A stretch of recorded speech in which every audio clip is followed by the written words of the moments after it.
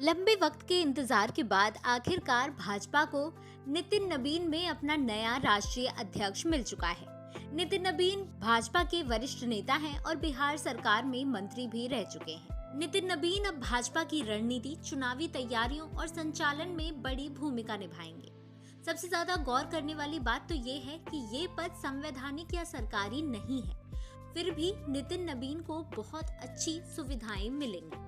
आइए इसके बारे में बात करते हैं। भाजपा अपने राष्ट्रीय अध्यक्ष को केंद्रीय कैबिनेट मंत्री के बराबर की ही सारी सुविधाएं देती है। ऐसे में नितिन नबीन को अब राष्ट्रीय राजधानी दिल्ली में एक आधिकारिक आवास दिया जाएगा, साथ ही उन्हें एक ऑफिस भी दिया जाएगा। भाजपा अध्यक्ष के रूप में नितिन नबीन का समर्थन करने के लिए उन्हें एक टीम दी जाएगी, जिसमें निजी सचिव, राजनीतिक सलाहकार, मीडिया और सोशल मीडिया मैनेजर भी शामिल होंगे। इसके अलावा उन्हें एक लग्जरी गाड़ी के साथ ड्राइवर भी दिया जाएगा। अगर नितिन नबीन बिहार के मंत्री पद पर बने रहते हैं तो उन्हें अपने मंत्री पद की भी सारी सुविधाएं और भत्ते अलग से ही मिलते रहेंगे। खास बात तो ये है कि भाजपा का राष्ट्रीय अध्यक्ष किसी सरकारी पद की तरह सैलरी लेने वाले हकदार नहीं होते। ये पूरी तरह से संगठनात्मक और पार्टी के अंदर का पद है। सरकारी कर्मचारियों, मंत्रियों या जजों की तरह राष्ट्रीय अध्यक्ष की सैलरी सरकार की तरफ से नहीं आती, बल्कि पार्टी अध्यक्ष के लिए वित्तीय सहायता और मानदेय सीधे सीधे भाजपा के आधिकारिक फंड से दिया जाएगा। मीडिया रिपोर्ट्स की माने तो राष्ट्रीय अध्यक्ष को हर महीने लगभग 1 से 1.5 लाख रुपए का मानदेय दिया जाता है।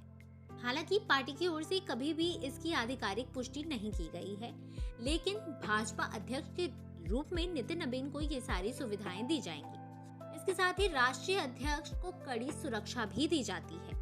जेपी नड्डा भी जब राष्ट्रीय अध्यक्ष थे तो उन्हें जेड कैटेगरी की सुरक्षा मिली हुई थी, तो ऐसे में नितिन नबीन को भी अब जेड कैटेगरी की सुरक्षा मिल सकती है। इसके अलावा पार्टी कार्यक्रमों और यात्रा के दौरान जो भी खर्च होगा उसकी सारी व्यवस्था पार्टी करेगी। साथ ही अध्यक्ष को देश भर में बिना किसी रुकावट के आने जाने के लिए सभी प्रकार की सुरक्षा और सुविधाएं दी जाएंगी।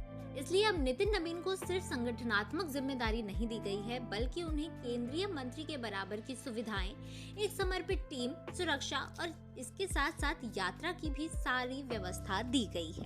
अब राष्ट्रीय अध्यक्ष के रूप में नितिन नबीन के सामने सबसे बड़ी जो चुनौती है वो है पश्चिम बंगाल विधानसभा चुनाव। पश्चिम बंगाल विधानसभा चुनाव के बाद देश के 4 और राज्यों में चुनाव होना है, जिसमें तमिलनाडु, असम, पुडुचेरी और मिजोरम भी शामिल है।